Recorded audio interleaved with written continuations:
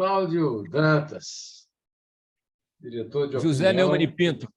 e de jornalismo do Antagonista, do qual eu agora sou colunista. Cláudio, é um prazer Bela estar... coluna de domingo. Bela coluna de domingo.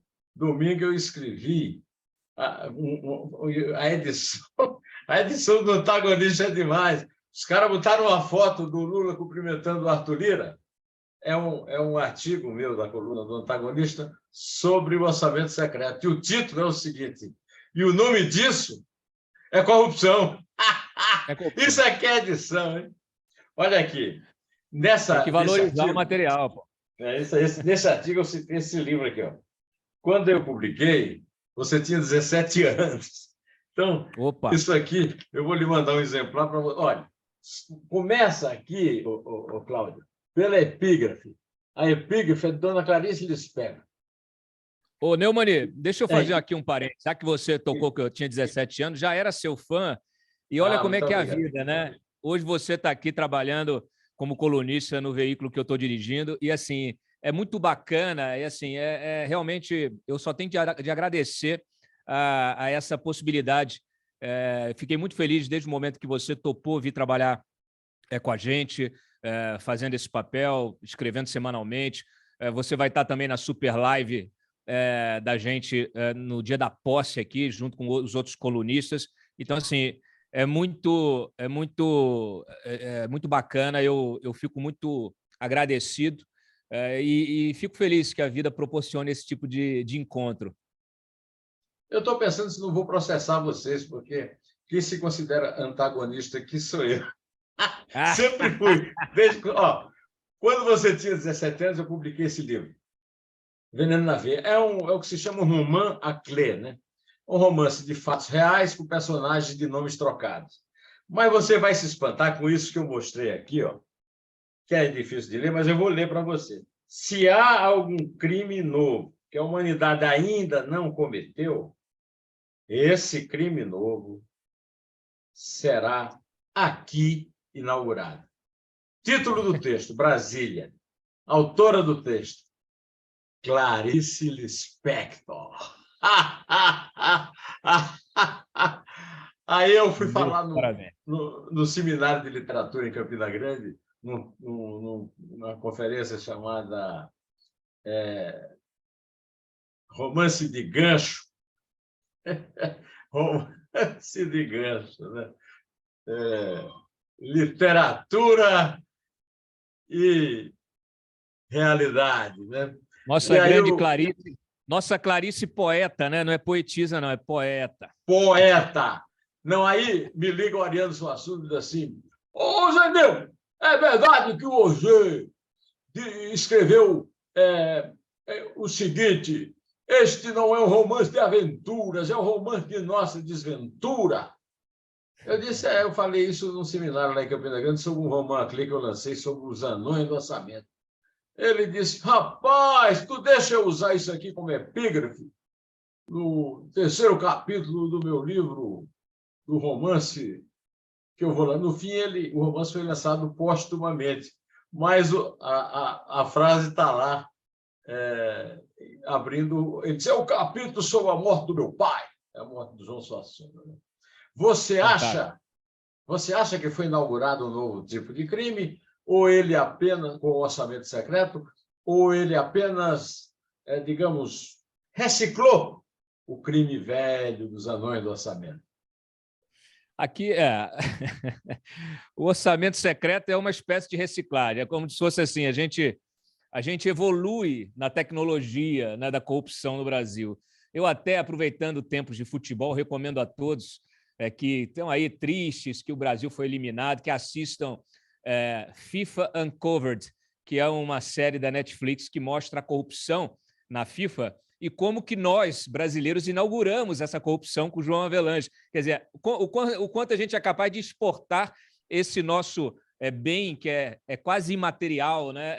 Realmente é uma cultura aqui de exportação à corrupção no Brasil. Neumann, o orçamento secreto é isso. Você citou os anões do orçamento.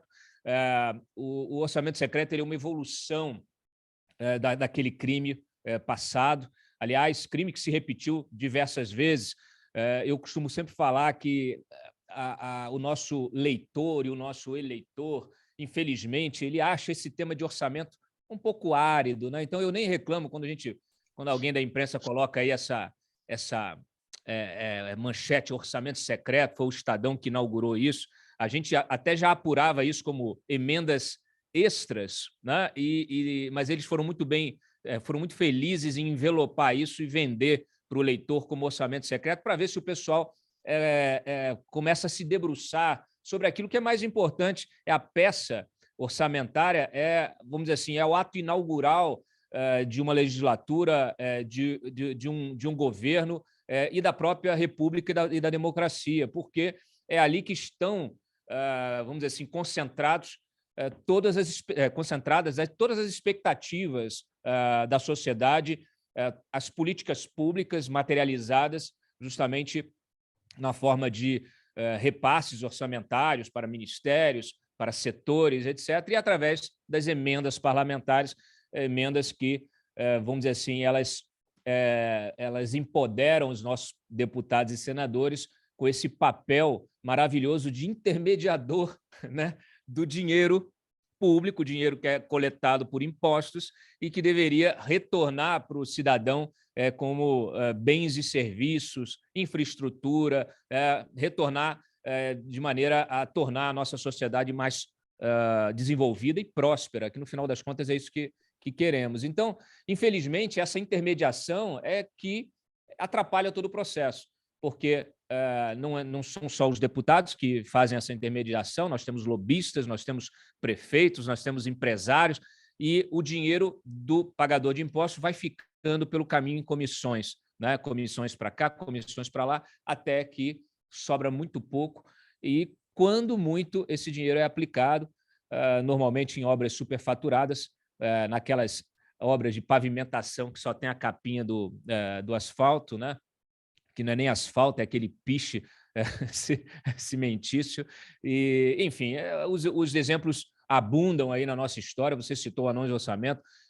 Na semana passada, quando eu estava apurando essa questão de como eles iam resolver o problema, né? Porque está aí o Supremo com essa pauta na mão, se torna ou não inconstitucional o orçamento secreto, o governo, o executivo, o novo governo Lula negociando a sua fatia do orçamento, a turma do Arthur Lira também puxando para cá, para tentando, vamos dizer assim, fazer com que prevaleça a vontade deles e essa capacidade que hoje eles têm, através do orçamento secreto, de dizer para onde vai o dinheiro, sem transparência nem nada, e até estavam pensando em alternativas, né? Eu publiquei na semana passada, uma das alternativas era voltar, se o STF acabar com o orçamento secreto, eles voltarem com a figura da emenda genérica, emenda parlamentar genérica, que é uma emenda que embute todo tipo de corrupção, porque ela não diz para onde vai o dinheiro.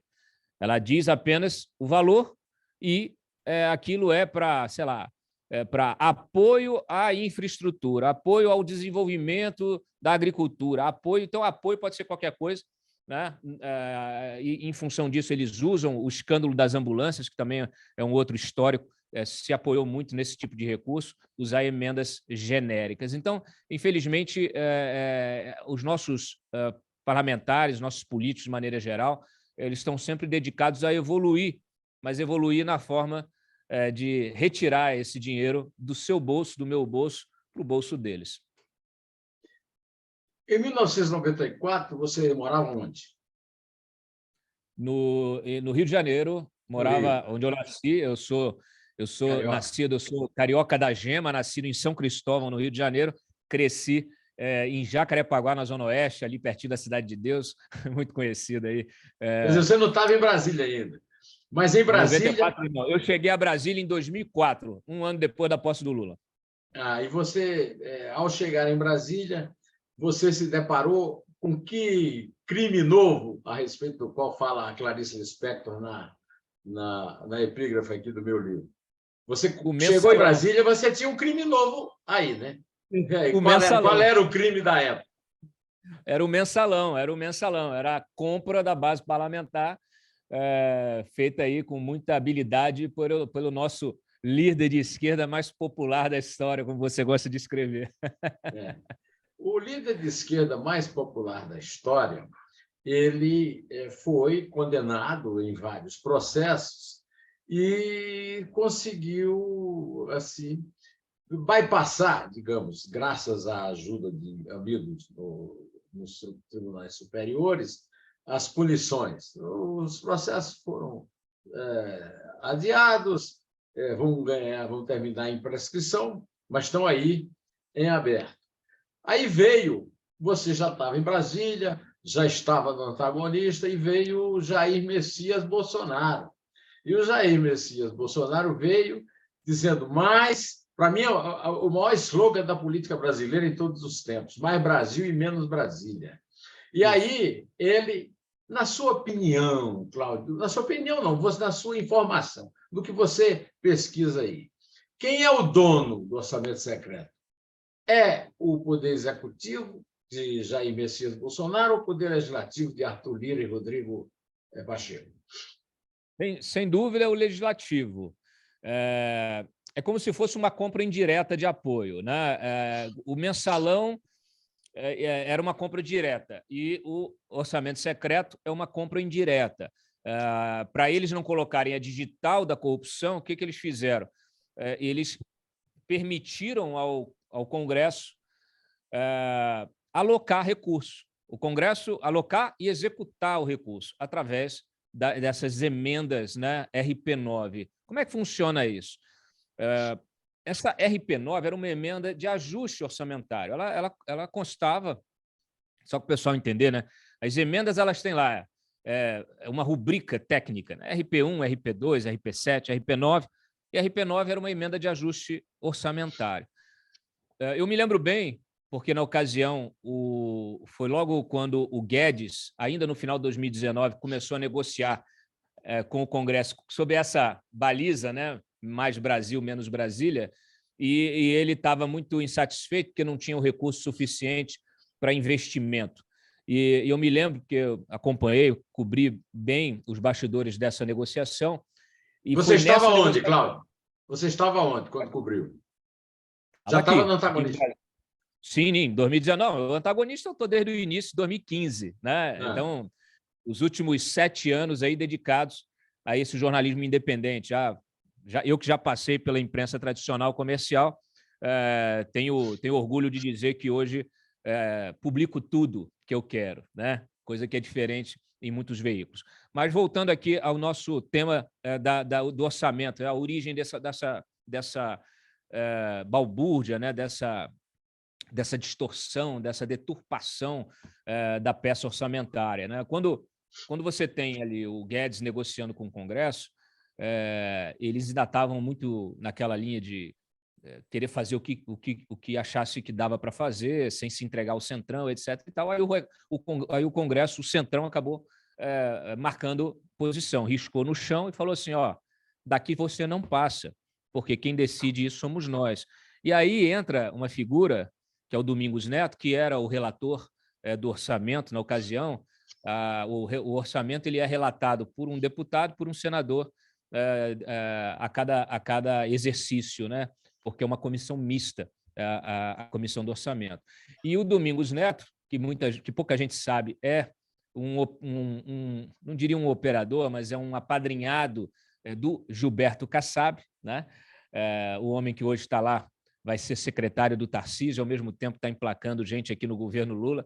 Enfim, esse é o Gilberto Kassab. O PSD acabou sendo o partido mais beneficiado por emendas secretas, e ele, deve ser uma coincidência, o relator era o Domingos Neto. Então, eles então pegam nessa negociação, eles falam: não, tudo bem, nós vamos colocar investimento, mas o investimento quem vai decidir somos nós, aonde esse investimento será aplicado.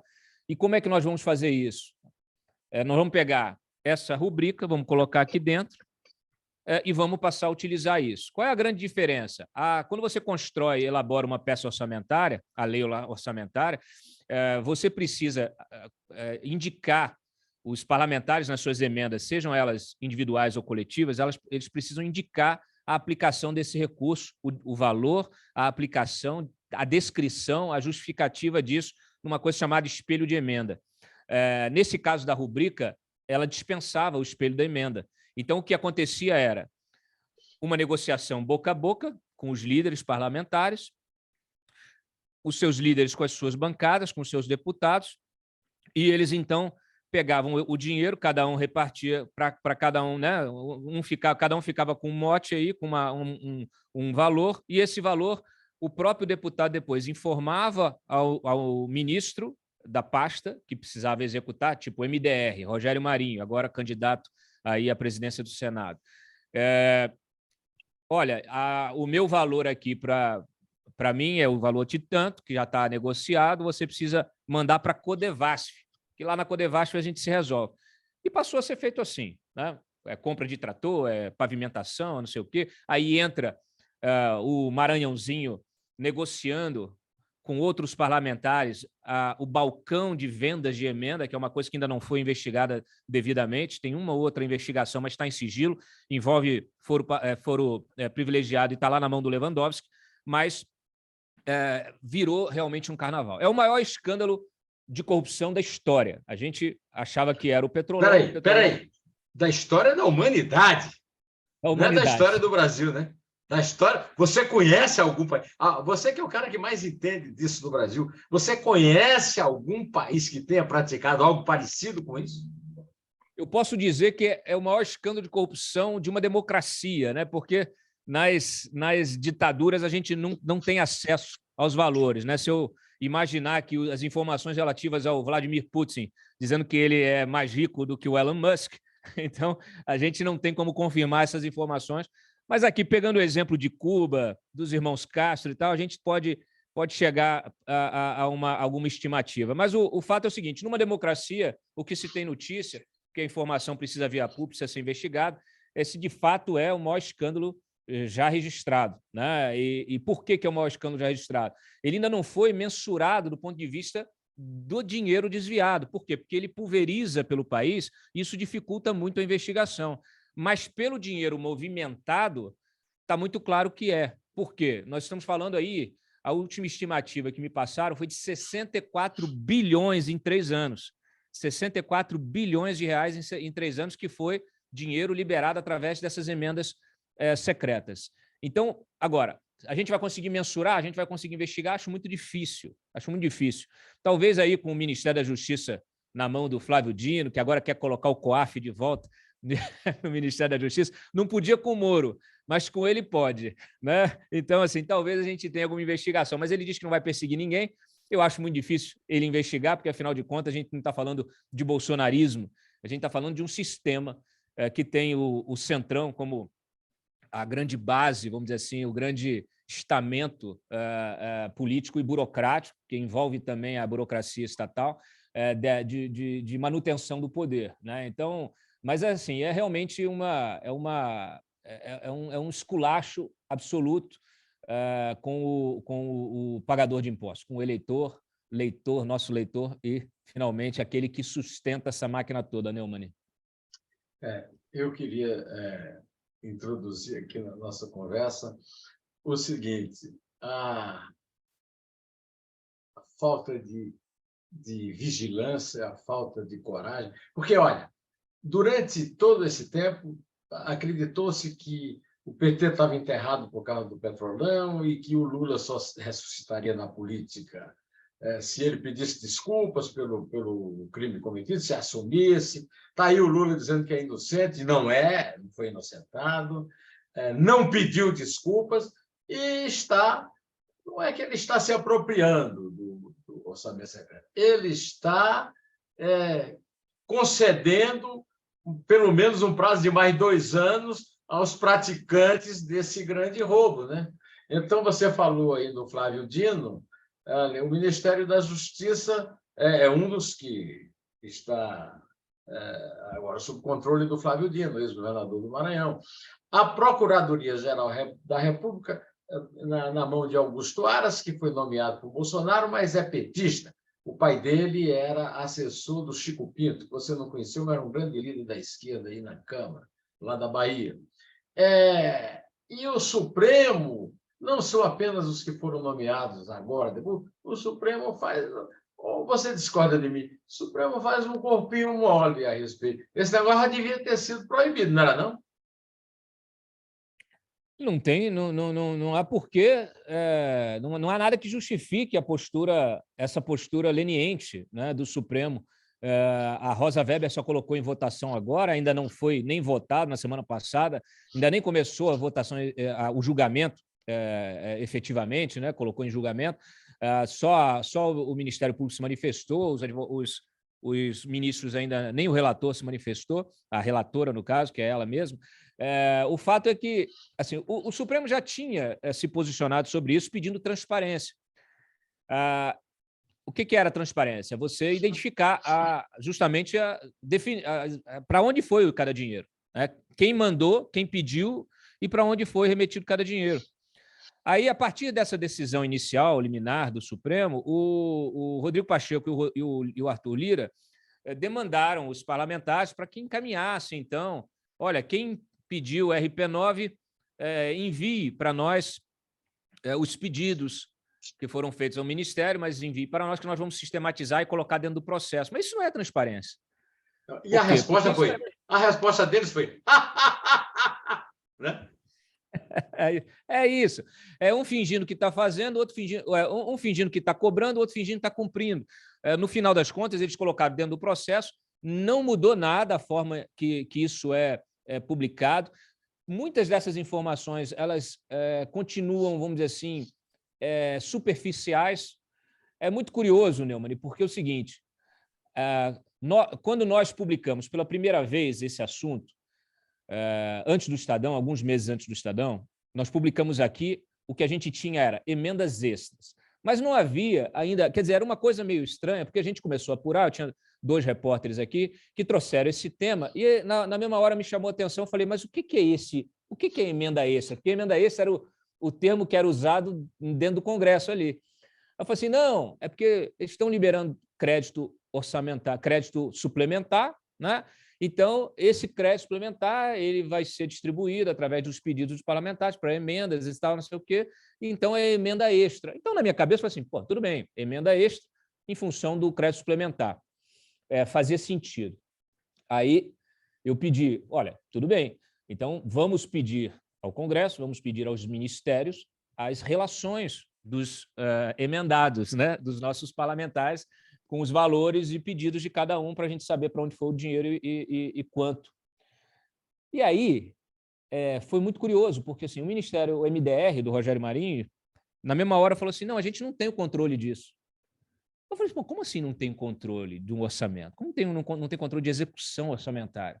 Ah, não, porque isso quem tá controlando isso é o pessoal de relações institucionais da Casa Civil.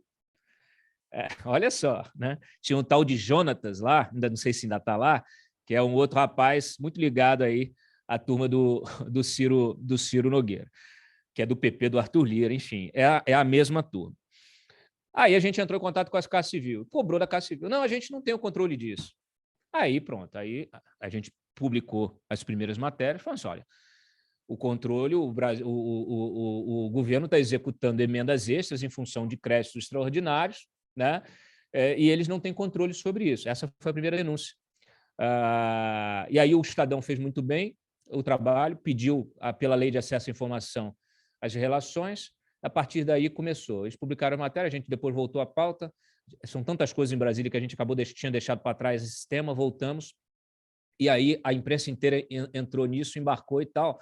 E o que eu fico aqui chocado é o seguinte, é que agora a mesma imprensa que tratou isso como escândalo, agora está tentando normalizar, né? Então, assim, a emenda secreta, agora não, agora é a emenda do relator. É como se fosse legal. E nem tudo que é legal é moral. Nem tudo que, vamos dizer assim, que a lei... porque eles é que fazem as leis, no fim das contas. Quando eles relativizam o Caixa 2, quando eles relativizam a lei de improbidade administrativa, eles estão legalizando, no final das contas, o crime. E a gente está diante de uma grande legalização dos crimes, de todos os crimes. A própria posse do Lula, a eleição do Lula, tudo isso é uma forma de normalizar, né? Você imagina, você tem... eu lamento muito por todos nós, Eu falei isso ao longo da campanha inteira, porque a gente tinha duas alternativas: um sujeito que seguiu cometendo crimes ao longo do seu governo, inclusive o crime de pandemia, né? Além de fomentar todo esse novo esquema de corrupção, mas dizer que não, eu não tenho dedo nisso, não tenho digital nisso, de acabar com a Lava Jato, colocando o petista Augusto Aras que será mantido, que será mantido pelo Lula. Será mantido. E aí, do outro lado, um sujeito que foi preso, que foi investigado, que foi preso, que foi condenado, e que depois de 5 anos o Supremo resolveu dizer que aquilo que não era competência da 13ª Vara Federal em Curitiba. Eu acho muito, muito grave tudo isso. Aliás, eu já recentemente nós tivemos diversas outras ações, processos sendo anulados por questão de incompetência. Agora mesmo saiu uma anulação em relação ao André Vargas, né, que foi o secretário nacional de comunicação do PT, aquele que fazia assim lá de cima da tribuna da Câmara, deputado que foi condenado por corrupção, com todas as provas, com delações, com tudo confirmado, com diligências, com buscas e apreensões, com perícias, assim como aconteceu com o Lula, como aconteceu com todos. E, de repente, o Supremo diz: não era competência da 13ª Vara. Pô, peraí. Você não pode... Aí é um crime do judiciário contra o Brasil, porque você está gastando dinheiro. Se fosse para declarar incompetência, que fosse declarada nos primeiros meses, de preferência na primeira semana, quando o primeiro advogado entrou com um recurso para questionar a competência da 13ª do Sérgio Moro, para investigar aqueles crimes relacionados, que naquele momento já se fizesse a transferência do processo para qualquer outra vara. Agora, você esperar toda a instrução do inquérito, depois a apresentação, a própria investigação do Ministério Público, a apresentação da denúncia, depois todo o processamento já na fase processual, com depoimento das testemunhas, com a corroboração das provas, porque todas essas provas que são apuradas e levantadas na fase de inquérito, depois elas são confirmadas, precisam ser confirmadas na fase processual. As pessoas não entendem isso. Então, é um recheque de tudo que foi feito, com delações, com depoimentos, com confirmações, com perícias. Aí, depois disso tudo, condenado em primeira, em segunda, em terceira instância, aí vem o Supremo dizer que não era competente. Sinto muito. Gastou-se milhões, dezenas, centenas de milhões de recursos, roubaram o pagador de impostos 2 vezes, porque não bastou o roubo, mas o processamento, o gasto que se teve com todo o processamento e depois com a anulação disso por uma filigrana jurídica que ela é decidida 4, 5, 6 anos depois de iniciada a investigação, já com todas as condenações, com tudo que eu já falei. Isso no mínimo, assim, olha, vou te falar, não é um tapa na cara, não. Nós somos sparring. O pagador de impostos, o cidadão, é um mergulho na fossa desse sistema. É muito, muito, muito, muito, muito triste, muito, sabe, realmente muito complicado tudo isso. Cláudio Dantas Sequeira, carioca, diretor de jornalismo do Antagonista, meu chefe.